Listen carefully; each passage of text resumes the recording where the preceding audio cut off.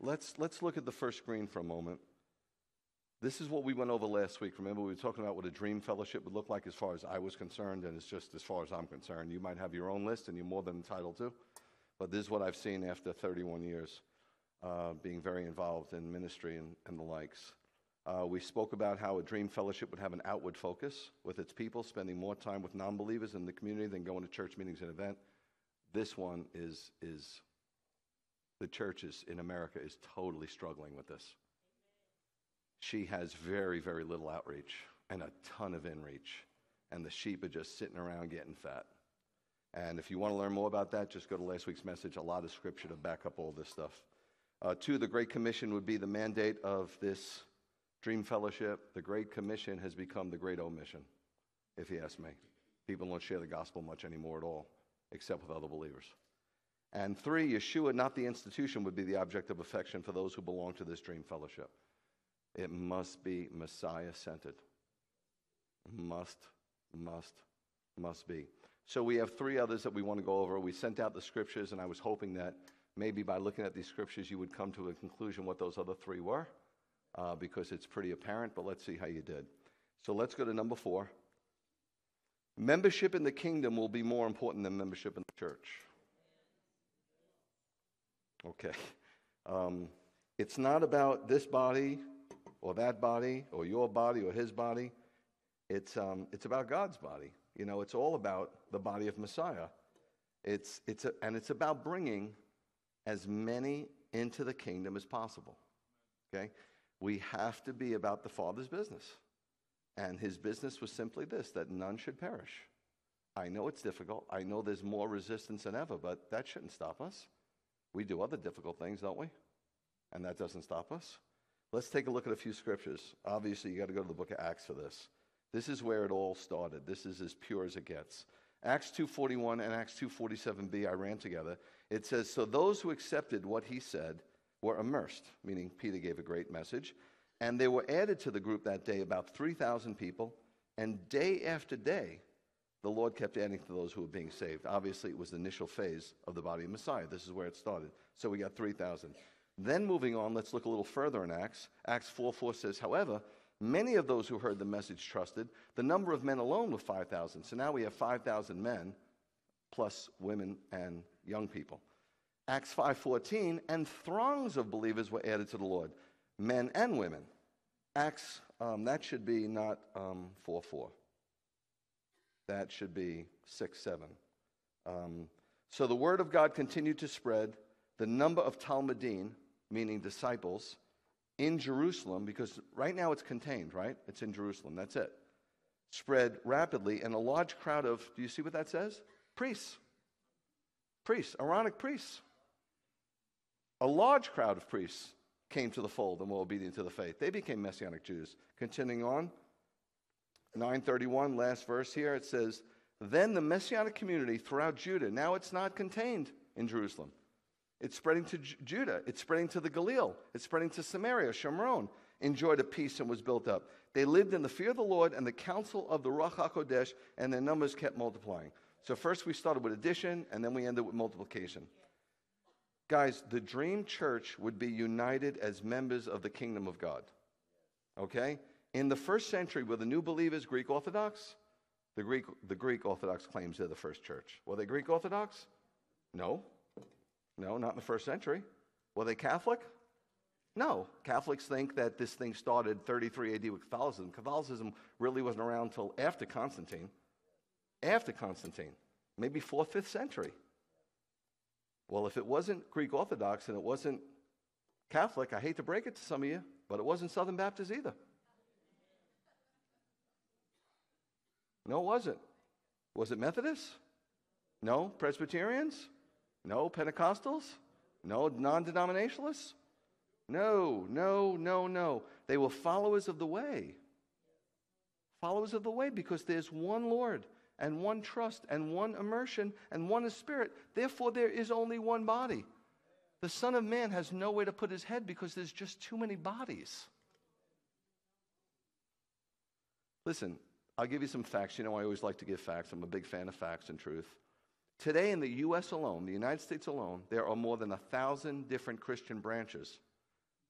Branches, not denominations. A denomination isn't a branch, just for your edification. I know you think they're both the same, but they're not. A denomination, on the other hand, is a religious division of a branch. So there's 1,000 different Christian branches that unite local congregations, that's what a denomination is, in a single legal, and administrative body. The word denomination comes from the Latin word denominare, which means to name. But I thought there was only one name. Wasn't there? Doesn't the Bible say something about there's only one name by which men can be saved? And that name isn't Pentecostal or Baptist or Messianic Jewish, right? I think. It would be an understatement. In fact, just like the Song of Songs, this is the understatement of understatements to say that Christianity is severely divided. Severely divided. Now, you're entitled to your opinion. Most of you are believers longer than me, and I'm sure you've already come in here with preconceived notions, and you know everything there is to know.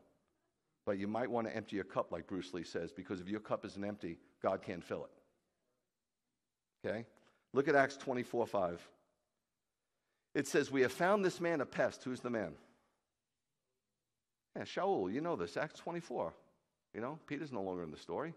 It's all about Shaul at this point. He takes over after Acts 15. He is an agitator. Remember I told you about the everything comes out in the wash because there's an agitator? Yeah. You got to be an agitator.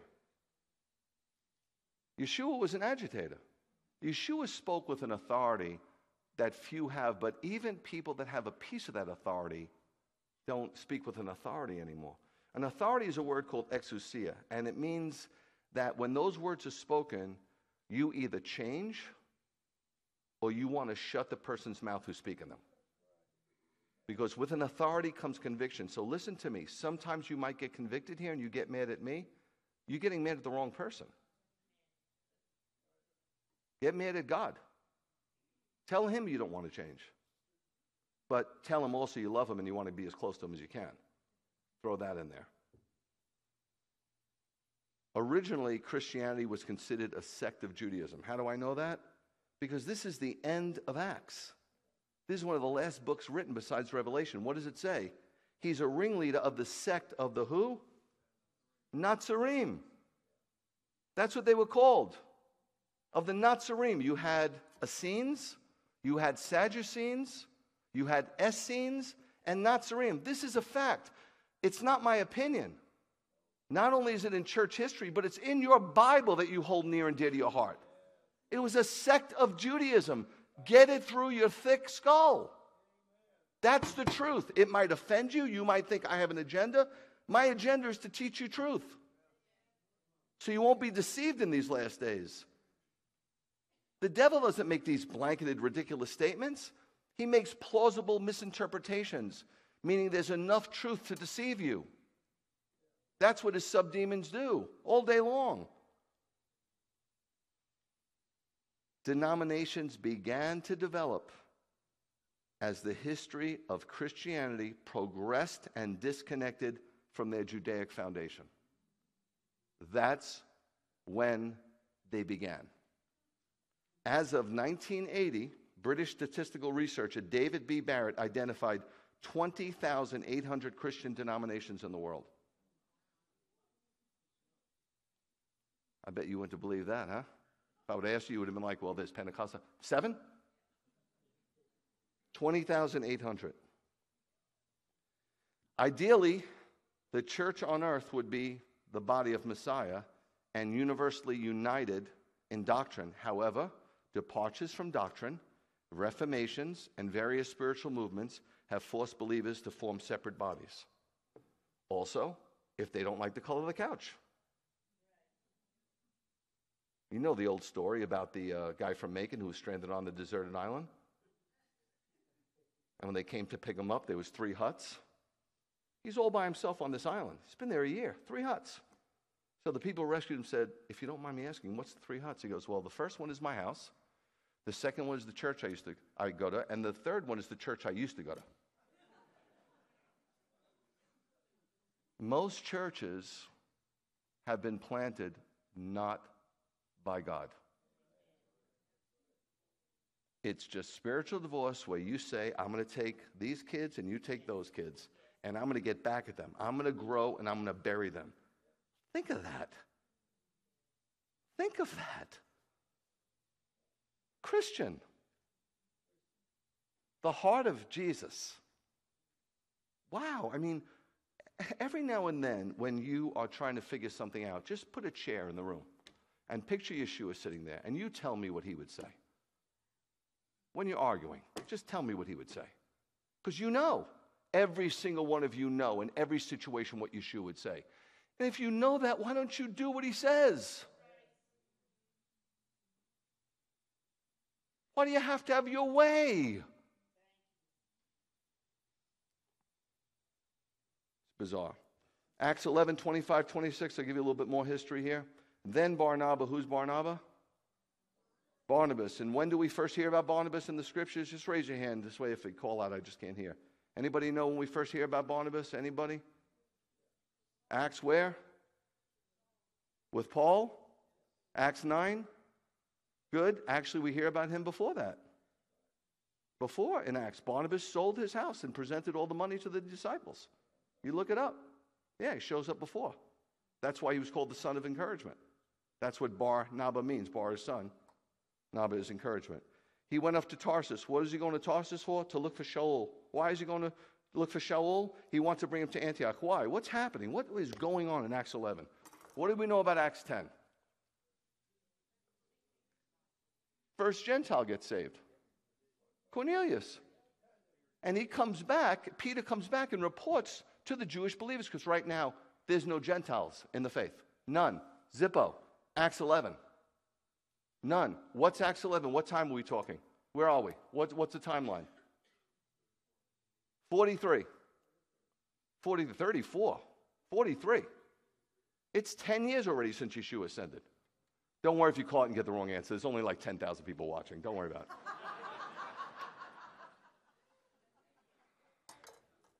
43, so we're 10 years into the faith. Peter comes back and says, you're not going to believe it. The Holy Spirit dropped on this guy. He's not a Jew. They slam him. Say, why did you go into his house? He's a Gentile. Now understand, Gentiles were dirty. They had sex with their children. They had sex with animals. It was crazy. It was pagan, pagan, pagan. So don't think that they were so exclusive, because in a way they're like, what are you doing? He's like, look, the Lord told me. He told him about the dream, the vision. They came to Joppa. He told him the whole thing. And he told him the story. And he said it fell on them. And then all of a sudden, it started to move into Antioch. How did it get to Antioch? It tells us in Acts. After the persecution of Stephen, the disciples were scattered. Persecution is good. It makes people scatter. The gospel wouldn't have moved without the persecution. They would have stayed in Jerusalem and stayed inside the building like a lot of us do and had, hot dogs and men's meetings. There's nothing wrong with hot dogs and men's meetings, but it shouldn't stop there. We need men's meetings. We need ladies' meetings. We need to encourage each other. We need to grow in the faith. Don't miss my point, but it can't stop there. So they brought it. Guys from Cyrene and Phoenicia, they brought it to Antioch. Where's Antioch? It's the capital of Syria. Where's Antioch today? Modern day South Central Turkey. Good. You're nailing this.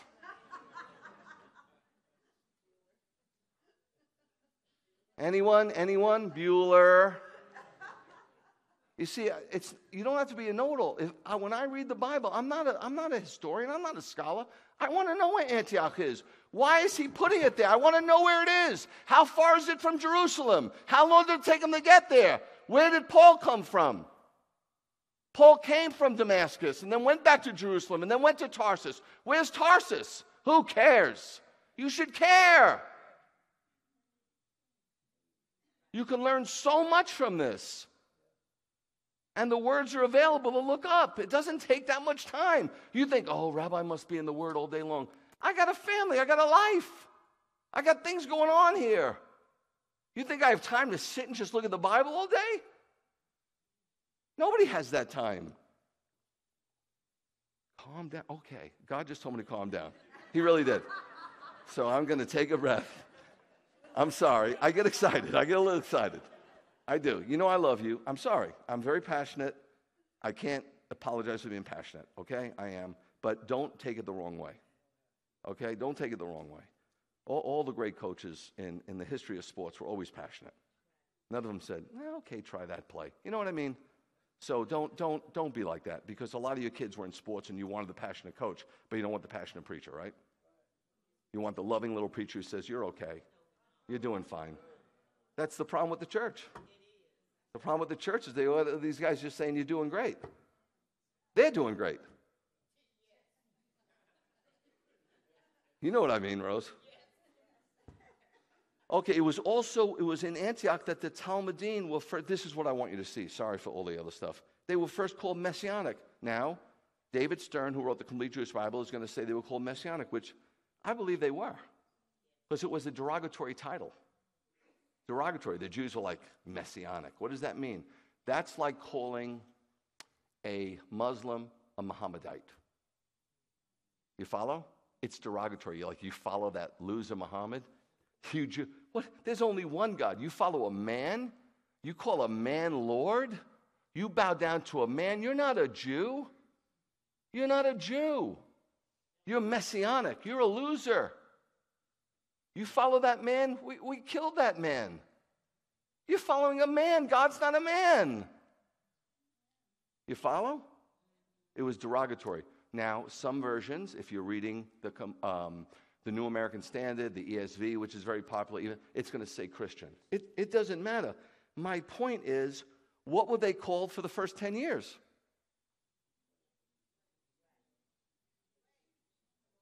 Believers of the way. Now, do you have to call yourself? Today, if you see somebody, you want to know if they're a believer, it's very hard. You're in a restaurant, you go, are you a believer in the way? They're like, yes, I believe I'm going the way to the kitchen to get your food. They won't know what to say. So it's not a horrible thing to be called a Christian. It's not.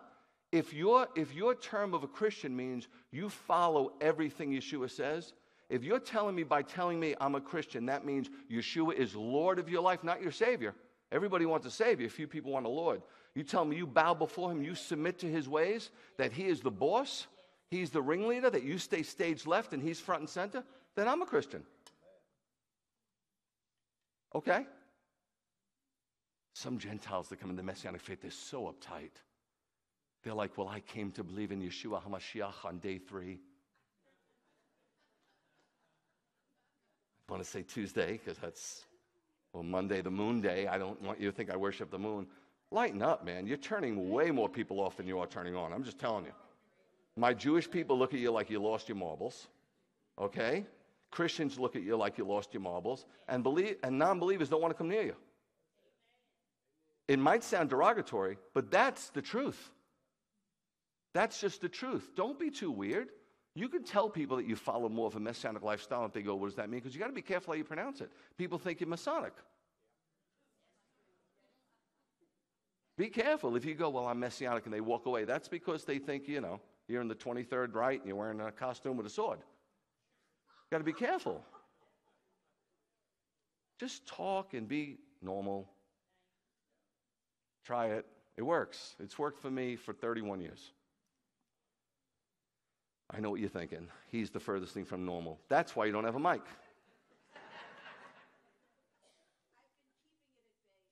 Good. At any rate, whether the term was Messianic or Christian, my point is 2 points. One, it was a term of reproach. At best, it was a term of reproach. 2, they were united, guys. Denominations separate. They separate. You're not going to get a black Pentecostal pastor invited to a Lutheran church to speak. Or an Episcopalian, unless it's African Methodist Episcopalian. It's separated us. I've got friends that are devout Catholic. They won't walk in here. They're my best friends because they think they're cheating on God. That's bizarre, right? Now, today, I wouldn't give myself any title because they're all removing themselves from Scripture. They are whacked. They are blatantly removing themselves from Scripture and trying to grab hands of everybody and sing Kumbaya. It doesn't work. And it's not going to save them. You're going to Kumbaya them to hell with you following along.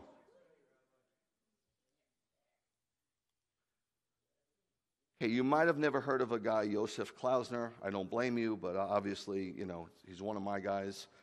1874, died in 1958. He was a Jewish scholar born in Lithuania who immigrated to Israel in 1919. He was an expert, a specialist, I should say, in the Jewish religion and Jewish history. He was the chief redactor, the editor of the Jewish Encyclopedia, and taught Hebrew literature at Hebrew University in Jerusalem. When he was asked, the greatest, pretty much, when he was asked about Jesus of Nazareth, who is this Jesus of Nazareth? This is what he said. A scholar in Judaism. Quote, I quote him, Jesus was best understood as a Jew and an Israelite who lived devoutly Jewish and came to reform the religion. He didn't come to start a new religion. And he definitely didn't come to start any denominations. He came to reform Judaism. Guy, I know you love being a Christian, but hear me, okay? There wasn't any problem with Judaism. The problem was with us not following Judaism. Thou shalt not is not a problem. The problem is when we say we shall. Sin is the problem. Yeshua is the answer. Judaism isn't the problem. Judaism isn't the answer. But hopefully, if you're born again, you should want to obey the commands, which are very Jewish in nature, no? By the same token, with me touting that, and some of you saying amen, and some of you may be being upset, like that's a very aggressive statement. By the same token, hear me, we in the Messianic movement have to be very careful of exclusivism.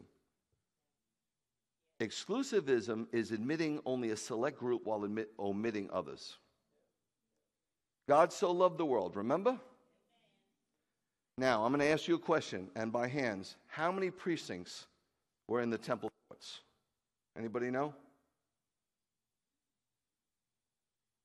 People are deathly afraid to answer anyway. It's like, hey, I ain't answering. Now, it's not the same as the courts. The precincts are different. The courts, we had the outer courtyard, which this depicts the holy place and the Holy of Holies. That's not the same. The precincts were different. This was beyond the outer courtyard. There were 4 precincts. Listen to how divided it was. The court of the priests, the court of Israel, that's the Jews, the court of the women, and the court of the Gentiles. It was in that 4th court that Yeshua turned over the tables. Yeshua was condemning exclusivism because they were using the court of the Gentiles to make their sales. They wouldn't do it. The priests wouldn't do it, even though they were probably getting a piece. They would not dare do it in the Jewish quarter. They wouldn't do it in the court of women because instead of selling it, all the women would just buy it.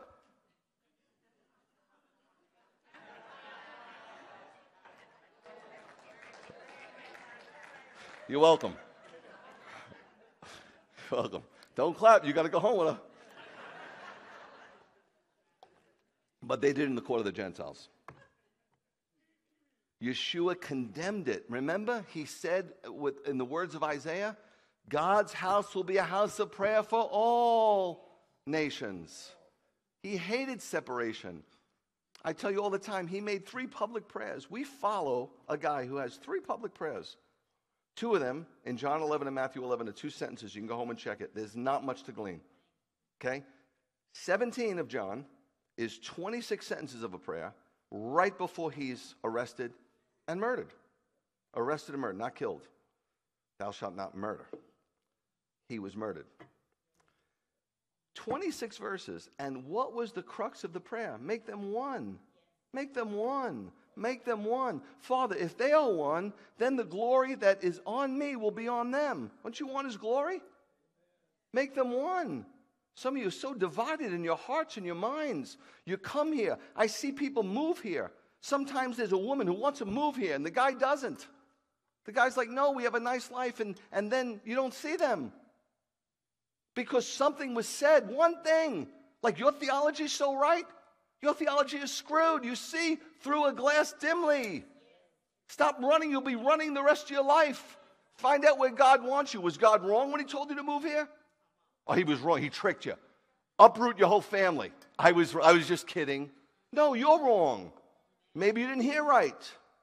I don't know. But man, stick where you're planted.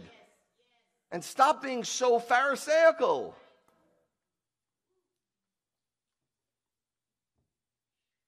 Some see the first formal split in Christianity between Roman Catholicism and Eastern Orthodox churches. That took place in 1054 AD. It's very famous. It's known as the Great East-West Schism. Personally, the first split took place at the end of the first century, actually 95 AD, because it was in 95 AD when all the Gentile leaders and bishops stopped inviting the Jewish leaders to their meetings. That's when they totally divided themselves from their Judaic foundation. If we don't get back to our roots and unify, we will not get the fullness of God's blessings. In these last days, we will get back whether we like it or not. Number 5, the dream fellowship would be a community of love. Remember that? Remember that? You know what Bernadette and I said as soon as we got here? 18 years ago. Well, first, Bernadette said, can I talk? And I was like, wow, because she's come out of her shell a lot. She just didn't like to be in front of people. It wasn't her style. She was in the background, cleaning, doing Shabbat school, doing the CDs, doing everything. Everything that goes on here now, for the most part, she was doing. And we got into this. We were at Emmanuel, remember? And we got up there, and Bernadette comes up with me, and I think I'm just going to say a couple of things, and, I'm brand new. And Bernadette goes, can I say something? Like, oh, okay. And I give her the mic, and she goes, listen, we're not going to run Beth Yeshua. We don't have the capacity to do that. And I thought, wow, are we quitting already? We just got here. And she said, no, the best we can do is seek the Lord. God will run Beth Yeshua. And she was 100% right. We've never had an agenda. Bernadette have never, and I sat down and said, what should we never. Our agenda is to seek the Lord and do whatever he wants. Most of the time, to be honest with you, we don't have to seek the Lord. I don't know how the Lord talks to you. My wife would always say, man, Greg, I wish God would talk to me in an English accent, because then I would know his voice. The hardest thing, listen to me, the hardest thing you will ever have to figure out is how to hear God's voice. It's the toughest thing there is in your walk. Now, I can tell you this, God doesn't assault you. A lot of times when you're being assaulted, it is the enemy. The enemy is not omniscient, but the enemy knows who you are. He has subdemons that have been hanging around with you so long. He knows your fears. He knows your weaknesses. He knows how to tempt you. He does. He's got your number. So the voice that you hear a lot is usually the enemy. Sometimes it's your own, but it's not God. I know how to hear God's voice for me. You got to figure out how to hear God's voice for you. People say, Rabbi, can't you teach us? Number one, you will hear God's voice less and less the less you say yes to him. If he's told you to do things and you haven't done it, you will hear his voice less. He will talk to somebody else. But the way I hear God's voice is at a left field usually. He speaks to me, and it's always for me to do something.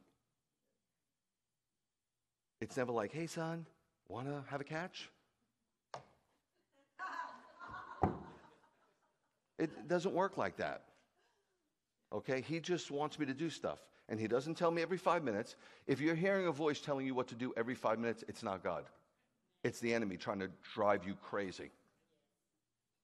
Because if he can't push you into sin, he'll pull you into service till you have nothing left. You have nothing left for your family. You have nothing left for yourself. And you will become miserable, and he wants you to be miserable. He wants you to be unhappy. He wants you to be miserable. That's his M.O. So I'll hear at a left field, like sometimes I hear here. He'll just say something to me, like, calm down. I know it's him. So you got to figure out how to hear God's voice for you. With that being said, I said to them, listen, I know you think you got this Jewish rabbi and all this. I don't know what I'm doing. And it's 18 years later, and I know this. I know how to hear his voice. And then it's up to me to obey it or not.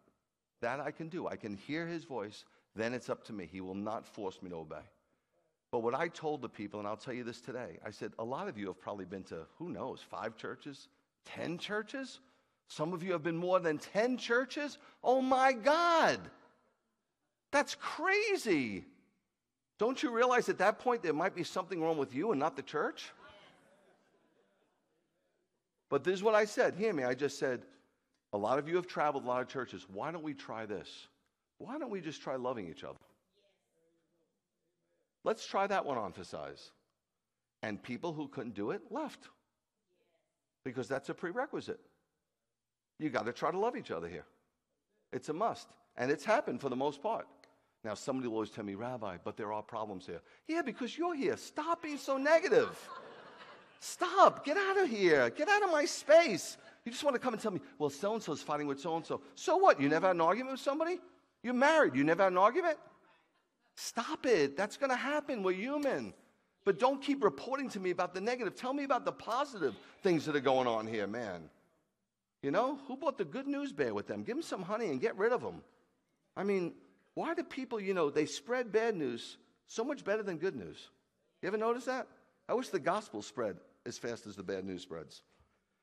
Okay, let's look at a perfect scripture, John 13:34, out of the mouth of Yeshua himself. He said, I'm giving you a new command. He's ready to leave, right?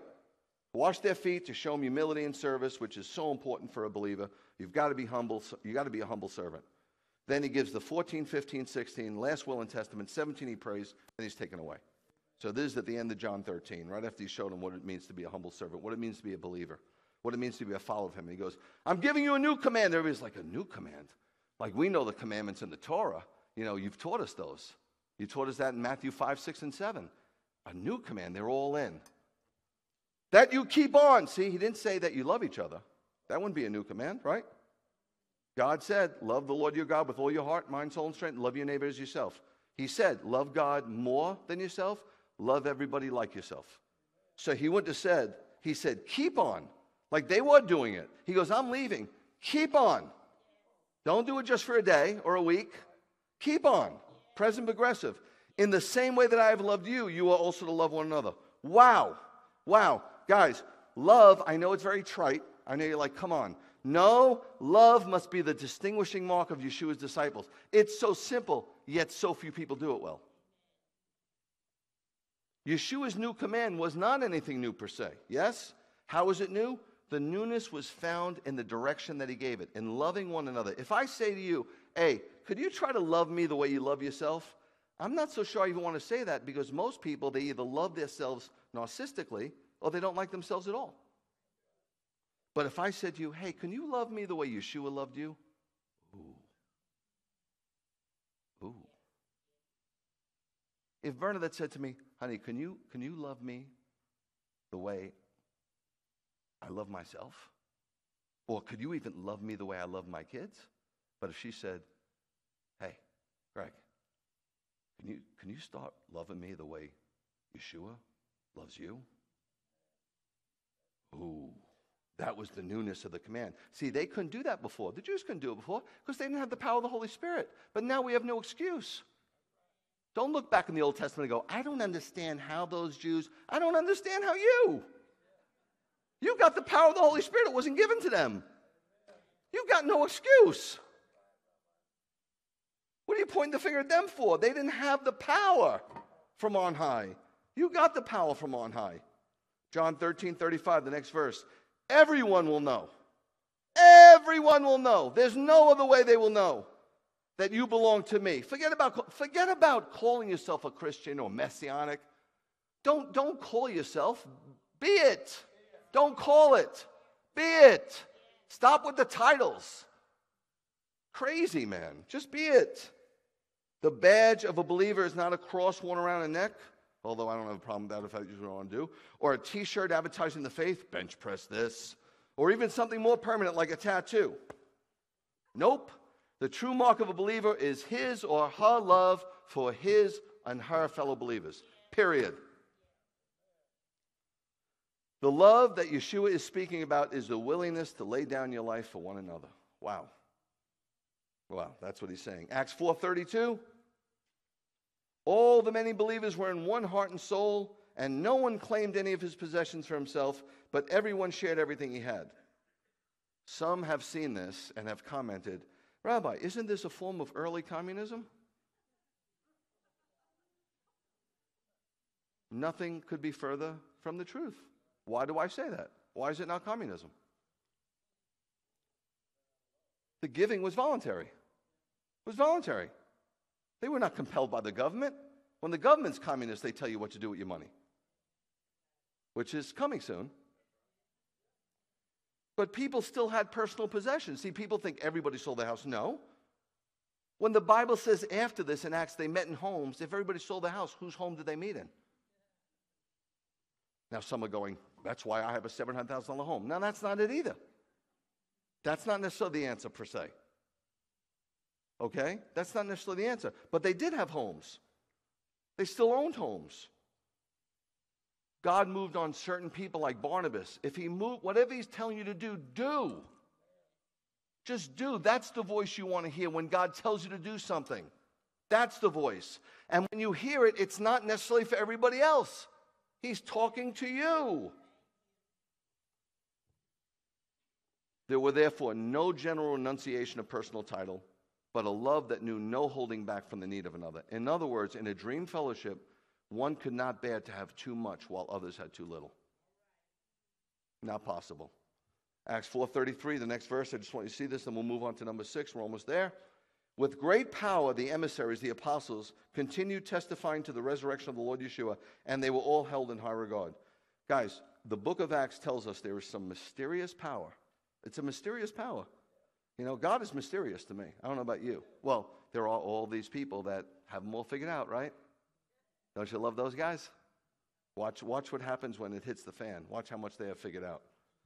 But there is this mysterious power connected with lives that are utterly dedicated to the Lord. The more dedicated you are to the Lord, the more power you shall receive. There is no question. It seems that when God finds people who are willing to turn over their possessions to him, he gives their testimony a remarkable attractiveness and force. That's for sure. Number 6, and this is crucial, the leader of this dream fellowship will cease being the chaplain of pastoral care. Some of you are going to get very angry at me. That's okay. It won't be the first time. And will become a modern-day equiper of the saints to do the work of the ministry. Do you hear me? I don't know what happened in the South, but you guys think a pastor is supposed to be at everybody's beck and call. Can I just ask you, where did that come from? Not the Bible. It's not biblical. It's not biblical. Some people have said to me, my former pastor was available 24/7. I go, wow, I would go back to that church. You got to get out of here. In fact, I want to go there. Guys, let's be logical, okay? Let's try to be logical anyway. The Bible says you're to train your children up in the way they should go, which means this is a place where you come. It's not for non-believers. It's not. The congregation of Messiah was there to encourage and equip the body of Messiah, okay? I'm supposed to equip you. You're supposed to have the mentality that you are the high priest. If your wife has a better relationship with God, then she should lead, which is out of whack. You're supposed to be the leader of your clan. Is she co-leading? Is she a matriarch in the family? Absolutely. Is she seen as less of a person? No, but you're supposed to be leading. It's sad when I see so many women leading. And people go, that's a Jezebel spirit. No, it's a desperate spirit. I've been a place in Africa. Do I think women should lead congregations? Not necessarily. I don't think it's biblical per se. But I could take you to a place in Africa where all the men were killed in a tribal war. Are you going to be the guy that goes, this woman shouldn't be leading? There's only the woman there to lead, knucklehead. And that's what happens in a lot of families. Your church should be your house. Not here. This isn't your church. Your house is your kitchen table should be where you fellowship. Your children are your true flock. So let me ask you, if there's one family in my congregation, we have a home fellowship. We have one family in the congregation right now. I started it. We have one family, okay? Whoever you are. You have children. I have children. You have 3. I have 4. The Bible says that you're supposed to be with your children when they rise up. So I look at Bernadette and I go, well, I got to go over to so-and-so's house. The kids just rose up. Who's with mine? Don't you see pastors suffering? They're getting killed. They're getting taken out. Very few make it 40 years. And if they do, they're usually miserable. And you know why they're miserable? Because you guys think that they should be at your beck and call. You're out of your mind. You think my prayer is going to get them over the edge? Not yours? It's not the Bible. You might think, what did Rabbi put together a hospital visitation? Because she doesn't want to go to the hospital? How can I go to every hospital when everybody's sick? I could spend my whole week going to hospitals. That's insane. And, well, Rabbi, why don't you hire a hospital pastor for 40 grand? Why? I got tons of hospital pastors. What are you doing? It's not the Bible. I wasn't trained by a seminary or a pastor. I was trained by the Word of God. That's all I know. And I trust it. I trust it over anything else. Look at Ephesians 4:11 through 12. Why do we go to Ephesians? Because Ephesians is all about the body.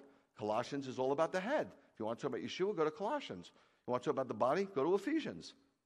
He says, furthermore, he gave some people as emissaries. Now, and some as prophets, some as proclaimers of the good news, a.k.a. evangelists, some as shepherds, a.k.a. pastors, and some as teachers.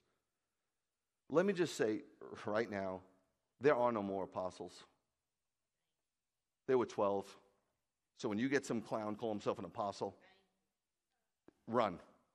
Now, are there people that are apostolic? When I went to India and started this mission, was that apostolic? Yes. Was I an apostle? No. No, but I was out. What about the prophets? There are people who are prophetic. There are also people who are pathetic. But prophets, we have our prophets. We have our prophets. You hear? You can be prophetic, but a prophet, no. Do we have evangelists today? Yes. Do we have shepherds? Yes. And do we have teachers? Their task is to equip God's people. God's telling us right here in His Word what their task is. To equip God's people for the work of service that builds up the body. To equip, the word means to strengthen. It means to perfect. It means to complete. It means to make one what he ought to be. My job, supposedly, according to the Bible, is to make you all you can be as a disciple of Yeshua HaMashiach. That's my job, okay? To fully train. It's supposed to be a training facility. So the process is this. The gifts equip God's people. You all have gifts. You all have gifts. I'm telling you, every single one of you. Very few people use their gifts to serve the Lord. But every single solitary human being has a gift. The gifts equip God's people. God's people then serve others, and the body of Messiah is built up. As far as the gifts are concerned, look at Romans 12:3. I am telling you, every single one of you, through the grace that has been given to me, not to have exaggerated ideas about your own importance. Instead, develop a sober estimate of yourself based on the standard which God has given to each of you, namely trust. There is nothing, guys, nothing in the gospel to encourage anyone to have a superiority complex. If you notice, it's not that I want to look at you, but when I get compliments, I look down. It's hard to receive it. As Dave and Joe were going through a very, very beautiful thing for me, I couldn't look at them. It wasn't possible. We need to be humble in exercising our gifts. Remember who the gifter is and who the giftee is. We should never be legends in our own minds. Neither should we be envious of other people's gifts. We should be happy and content with the hand that God has dealt us and use our gifts for the common good of the entire body of Messiah. Romans 12:4-5. For just as there are many parts that compose one body, but the parts don't all have the same function, so there are many of us in union with the Messiah. We comprise one body, with each of us belonging to the others. You know this. You know this about your body, right? When you go to grab something from the shelf, you don't do it with your ear. I mean, you know. He's making this ridiculous statement that's so blatantly obvious. We all have listen, you don't have to be the same. You could have unity without uniformity. I don't want everybody to be the same. When I first came here and it was all white, I was like, what the heck is going on, Bern? I said to her. I said, we live in an area that's 50-50. How could a congregation be all white? Then I started to go to other congregations. I go, they're all black. And let me just say, okay, you're still all black just because you have one white chick in the chorus. You know what I mean? And you're still all white just because you have one black doctor in the congregation. Let's face it. One person doesn't, you know what I mean? Well, we've got that black guy, and we got that white girl, so where? Yeah, you're not mixed. You're not. Come on, guys. Macon is 50-50. How is it that 600 churches are totally divided? How did they manage that? That's amazing. But then again, the devil does great work. Phenomenal. Phenomenal what he does. Okay, so you see in here I highlighted there's one body, unity. There's many giftings, diversity, and there's interdependency, each one belonging to the other. The ministry, serving God, all of us, is not a specialized occupation limited to men with professional training. I've had no professional training, which is blatantly obvious. But look at what God has done through a guy with no training whatsoever. The word simply means service. That's what it means to be a believer, to serve. It includes every form of spiritual service. The verse teaches us that every believer should be in ministry. Every single believer should be in ministry. Allow me to share a quote from probably one of the greatest American evangelists. Billy probably knows him. Every Baptist knows him. 20th century Vance Havner. This is what he said, and you can follow along. Each Christian is commissioned, for every Christian is a missionary. It has been said that the gospel is not merely something to come to church to hear, but something to go from church to tell. And we are all appointed to tell it. It has also been said Christianity began as a company of lay witnesses. It has become a professional pulpitism financed by lay spectators. Some of the biggest churches in town, I hate to say, but what do they have? A staff of 40. So you don't have to do anything. You don't have to do anything. They'll walk your dog. There's a dog walker. They'll pay somebody to walk your dog. You don't have to do anything. So it's such a hindrance. They messed it up. They messed it up. They made the body of Messiah impotent. That's what they did. They thought they were doing something good, but they attracted, the wealthy and rich, and they brought their friends to their pretty church to show them, look at what we got. This person was on Lincoln Center. We're only paying him $140,000 to do the music. Nowadays, we hire a church staff to do full-time Christian work, and we sit in church on Sunday to watch them do it. Every Christian is meant to be in full-time Christian service. There is indeed, now don't say, well, we don't need any teachers. Oh no, some of you need them bad. There is indeed a special ministry of pastors, teachers, and evangelists, but for what? For the perfecting of the saints for their ministry. You follow? To equip. I have people here, I'm not going to name names, but for years you were doing kind of nothing. And now you're doing something and you're happy as a pig in poop. Really, I've seen a total change. Instead, you remember when you used to sit around and talk, well, this is, you know what I mean? Just talk bad about everything and everybody. But now you're in ministry. But don't talk bad about the people that weren't, because that was you. Encourage them and equip them. Bring them along with you. Limitations of Christian service to a select class of men hinders the development of God's people. It stifles the cause of world evangelism and stunts the growth of the church. This is what's going on in America today. Empty seats in every church. It's dying. The distinction between clergy and laity could be the greatest hindrance to the spread of the gospel ever. We all need to have our hands on deck. Now, I know sometimes you get tired of hearing that, and some people will just leave. They'll go to the big church where they don't have to do anything. What do I care if I lose them? They're not doing anything anyway. They're drinking our coffee. Now we have more coffee. We don't charge like other places. We charge. I say, come on, do nothing and just drink a lot of coffee. We'll make money. You know what I'm saying? I don't care about numbers. If they're not doing anything, who cares? Remember what happened with a guy who was threshing wheat in a wine press? Who is he? Gideon. What happened to Gideon? How many people did he have? How many? Yeah, but what did he start with? 32,000-ish? Down to 300? Did he win? What was God teaching him? You don't need them, you need me. I don't care how many. The numbers don't mean anything to me. Listen, guys, God only told me to build a place this big. So I know a lot of people aren't here because of COVID, but guys, if there were a lot of people who get saved, where do I put them? Oh, I know what I do. I take up special offerings because we need about $5 million in down payment to build a big sanctuary.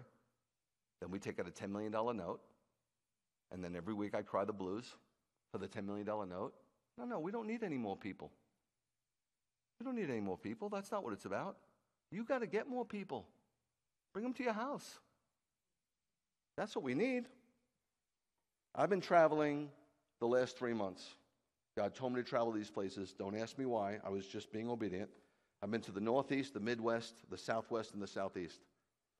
The American church is dying a slow death. I've seen churches become bed and breakfast, art galleries. But guys, I'm not going to die with it. No. I believe soon, very soon, Sunday church as we know it will be a byword. House fellowships will be the means by which people will get together in fellowship.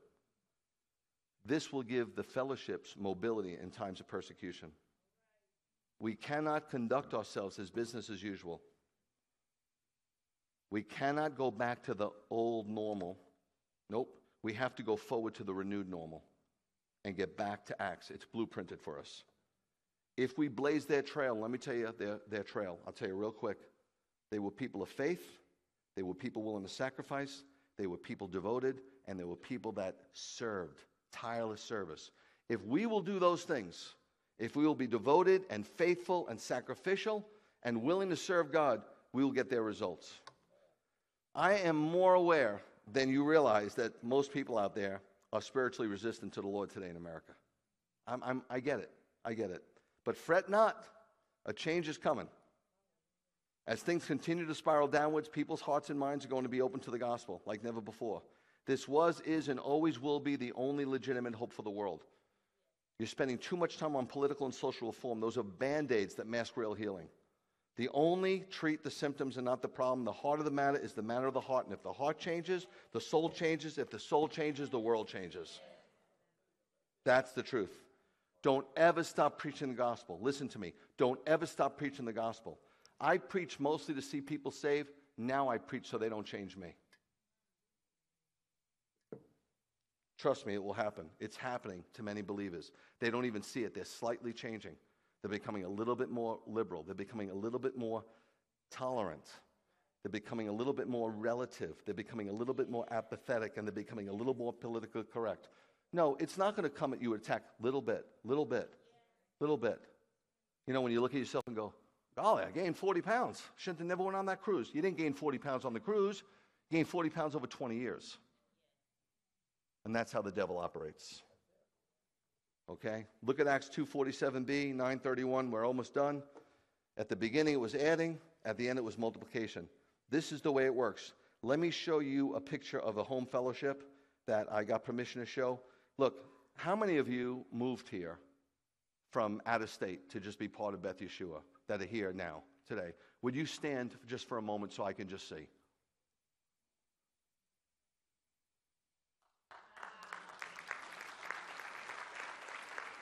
Thank you. Now let me make a point. You can sit. Let me make a point. And you're watching, and I know most of you want to move here.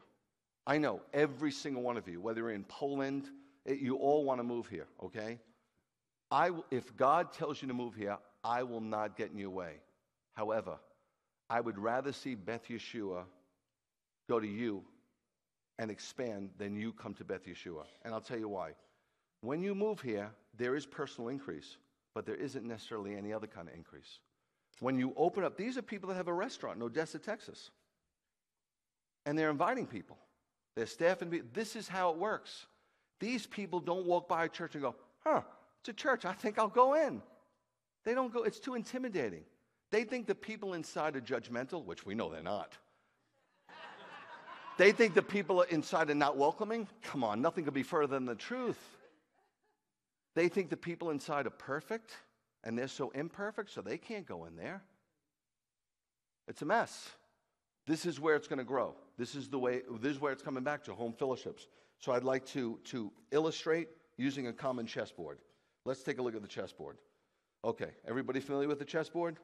All right. The guy who invented it for the Chinese emperor, who was bored with the game of backgammon, Chinese game. He was bored. He wanted a new game, right? Good to be the king.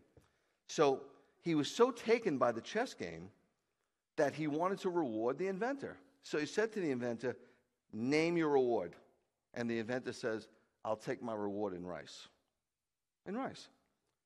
So he says, in rice? He couldn't believe the guy's asking for rice. He would have gave him anything. He said, what do you mean? He said, well, put one kernel of rice on the first piece and then double it on each piece. So the second one is 2, and then 4 and 8, 16, and so on, right? And he said, at the end, whatever's on it collectively, that's what I'll get my payment in. Okay? Let me show you the number of rice kernels that this guy got. This number is 18 quintillion, 446 quadrillion, 744 trillion, 73 billion, 709 million, 551,615. It's 2,000 times the world's annual production of rice.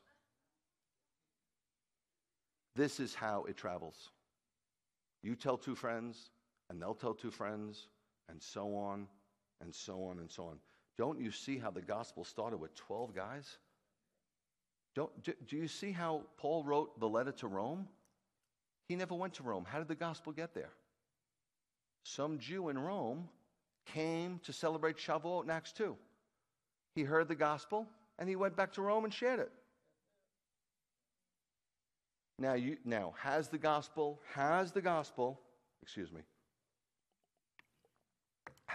gone around the world? Yes. Hear me. In the book of Acts, Paul was going east, and God arrested him, told him to go west. Has it gone west? Yes. It left Jerusalem, went into Judea, went into Samaria, went into the Galilee. Then it went into Antioch, and it went into Turkey.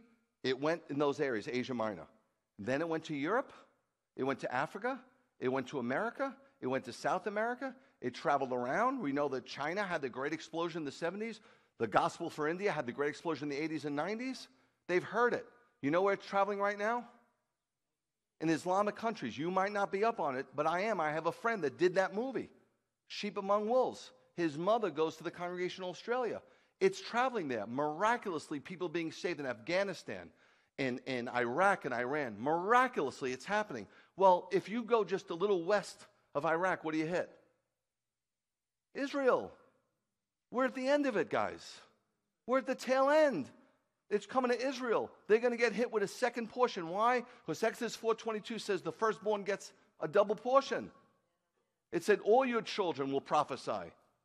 It was the Lord double reference. That's where it's coming. But you're at the cusp of it. Some of you going, well, in 20 years, you're way too far out, man. But Rabbi, you had your life, and it wasn't all that great. I'd rather have Yeshua any day. Any day. I'd rather have the kingdom come any day. When the kingdom comes, you're not going to be playing a harp. You're not going to be a vapor playing a harp. You're going to live here. It's just going to be so much better. Righteousness and justice will be the foundation of his throne. How could you want anything less?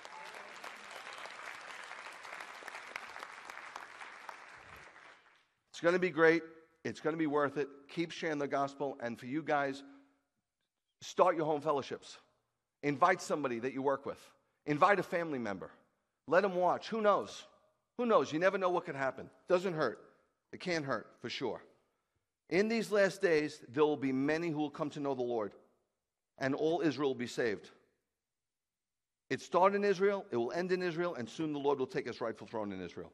Now, that's the Dream Fellowship. Before we leave, I want to give you a little update. I went to visit Dr. Sharon Bernardo. You all familiar with Dr. Sharon Bernardo? Look, there are people in the congregation, there's not one of you that I don't want to be well and whole. Not one. Not one. And there's not one of you, if you're going through something, doesn't bother us. I get every prayer request. I pray over everyone. It's very disturbing lately, by the way. Forget about COVID. Cancer has become an epidemic. 9 million people die every year from it. It's crazy now. It's an absolute epidemic. In fact, I think it's pandemic. So, again, it's wonderful to hear from God. Now, Sharon is special to me. Tony and Sharon and their kids, they're special. They've spent a lot of time with us. It doesn't mean that you're not special, but you know what I'm saying. Some of you have great friends here. That's beautiful. You're a link. And all these links make a very strong chain. Doesn't mean that I don't want to spend more time with you over. It just happened. I know them for years and years and years. You know, Sharon is a very special person to Bernadette and I, very special. So we woke up one morning and we were like, we got to see her. And they won't let anybody in the hospital. So, you know, we contacted Tony's like, she doesn't want to really see anybody. And the reason why, she was really suffering in tremendous pain. Pain that wouldn't go away. Miserable, horrific pain. So Bernadette said, Tony, we have to get in. It was just one of those things, you know what I mean? It's not, she doesn't need us. But we knew the Lord was sending us in this particular moment. It's not like if I show up at every one of your hospitals, it's going to be a great thing. Not necessarily. So Tony said, you know, there's her nurse here. God is making a way. Her nurse is a sister of one of Shayna's best friends. And so she'll let you come. So we go to the hospital. On the way to the hospital, I hear something. And so I go in the room to see her, and I just start crying, which I really didn't want to do, but there's no way. It's ridiculous. It's just ridiculous. I tried my best not to cry, but I just bawled because I love her. And I saw her. She had death all around her. She was suffering gravely. You know, this once vibrant, beautiful, kind, considerate, incredibly giving person. You'd think a dentist, she must be loaded. As she's given away so much free dentistry that she's not loaded. And so I was having a hard time. So I said to her, Sharon, you know I love you, right? I look at my wife because I love her so much. And I said, I heard something, but I don't know if it's from God. And if it's not, please forgive me. I said, do you want to hear it? And she said, yes. So I got close to her and I said, God loves you so much that if you want to die, he will receive you. Even if it's right now. That's how much he loves you. He will grant you over the desire. He will receive you. But if you don't, tell him, and life will come to you. Now why would you say that? So I did tell her, and the next morning, Tony wrote to us very early, 5 o'clock, and he sent a picture, and I wrote back, and I said, it was not, guys, I'm not exaggerating. She looked night and day different. Vibrant, color, night and day. Not, she looks a little better, night and day. And he wrote, absolutely, she hasn't looked this good in months. She's talking, laughing, has a great attitude, a total transformation. She's ready to fight.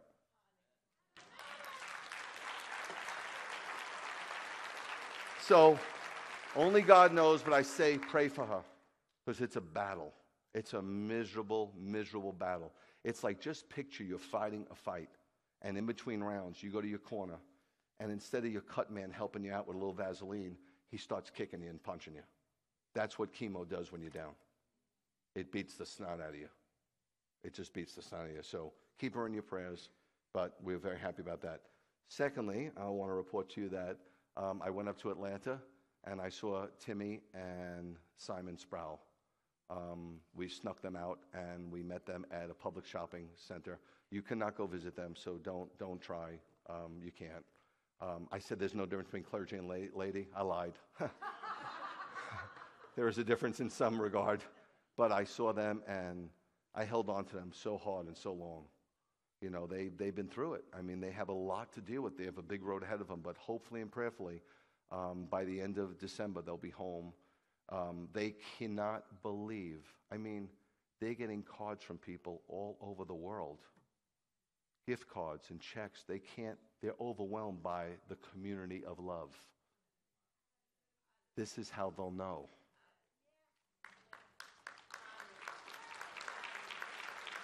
And little boy, you know, wept, and he had this belt on because you got to hold him a little by the belt because he has no balance. And I go, oh, you got your Superman belt on, you know, we're going to give you a cape. And we were just laughing, and it was so good to see them because I've been through this with other people, and it doesn't always go that way. You know, you can say to somebody, oh, look, God was gracious. He's, you know, or God spared you. What about the one he didn't spare? You know, tell the mother, well, he doesn't like your kid. You don't know why God doesn't, but be thankful in all circumstances. God is good, right? It's a busy week. We also went in there to get my test and making all the testing people laugh. And then all of a sudden, I was going to go into the CT, and they put the IV in. They were going to shoot the dye in. And I said, I hope I don't get sick like the last time. And all of a sudden, there's a guy in a booth, like he's the head radiologist guy, and he comes running. I goes, what do you mean sick the last time? I said, well, in Macon, I had it done a few months ago, and I couldn't get off the thing, so they wanted to call an ambulance, but I really didn't want them to call an ambulance. Anyway, he goes, well, you have an allergy to the radiation. He said, the contrast. He said, I can't do that. I said, come on, man. I've had this done 7, 8 times. Only happened once. Just do it. I'm up here. Let's do it. And he says, I can't do it. If you go into anaphylactoid shock, you could die. I said, let me ask something. If I die, what are you going to tell the people? That you warned me or no? So he goes, look, I can't do it. I can't do it. I can't do it. So I said, all right. And I was a little disappointed, although I hate that dye. And so they called the doctor. He's a really top surgeon. We found, thank God. And he said, just get him in, get him into I'll get him into, he knows me. I've been going to see him since 2014, I guess, maybe 13. He said, just get him in the ultrasound. So I was in there for 45 minutes. Maybe longer? An hour.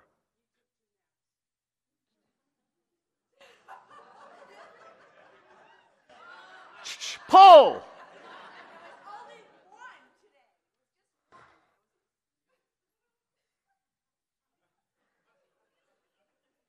Anyway, I was in there for an hour. Very thorough, very thorough, very thorough. So I go to see him afterwards, about 3 o'clock or so. I was there all day. And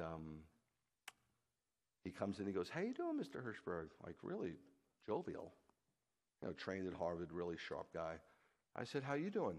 Did you go to the Masters? I know he loves golf. And he said, yeah, it was great. And on and on and on, chit-chat a little bit. And then he said, I'm very pleased. And I said, what is that? He said, well, the endo leak you had, it's gone.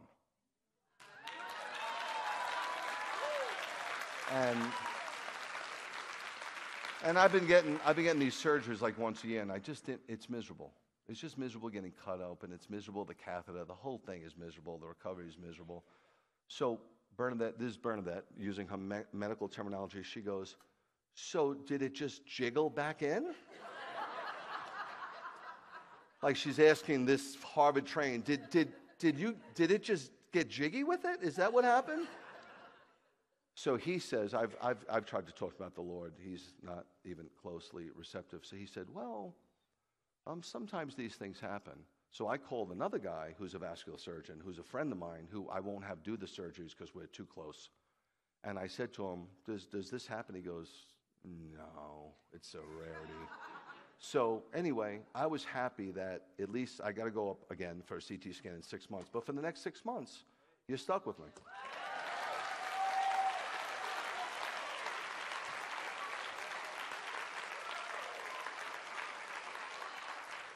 So even though it's been a trying week, I got a good report. The girl got rescued. Timmy and Simon are on the mend and will be home in a month. And Sharon's doing better. See, so look, this is what a dream fellowship can produce.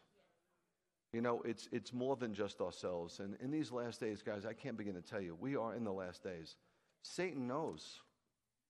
You might say, how does he know? Satan knows his time is short. One, I can prove it to you. Revelation 12:12 says he knows his time is short. Secondly, does Satan know Scripture?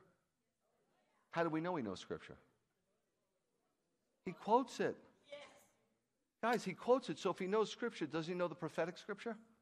If he knows the prophetic Scripture, doesn't he see prophecy coming through at an alarming rate? He knows his time is short. When a punk knows their time is short, they throw a lot of cheap punches. That's what they do. He's throwing cheap shots all over. That's why you're seeing all this bad news. That's why you're seeing it. But fret not. We win. And it's soon. Our win is soon.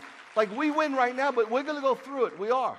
We're going to go through it. It's going to be 7 years. It's going to be rough. But only 7 years. 7 years to 1,000 of beauty, magnificence, to then an eternity of perfection. We're guaranteed everlasting life, perfect everlasting life, beautiful everlasting life, precious everlasting. The joy will not stop. We'll be joyful always. There won't be any children's hospital. There won't be any divorce. There won't be any pedophilia. There won't be any sex trafficking. There won't be, it's gone. There won't even be jealousy. It's going to be absolutely magnificent. You're in. Don't forget that. You're in. Rejoice in the Lord. Rejoice in the Lord. Let's stand together. Let me get you out of here. You've been here long enough. Sorry. I just want to give you an update.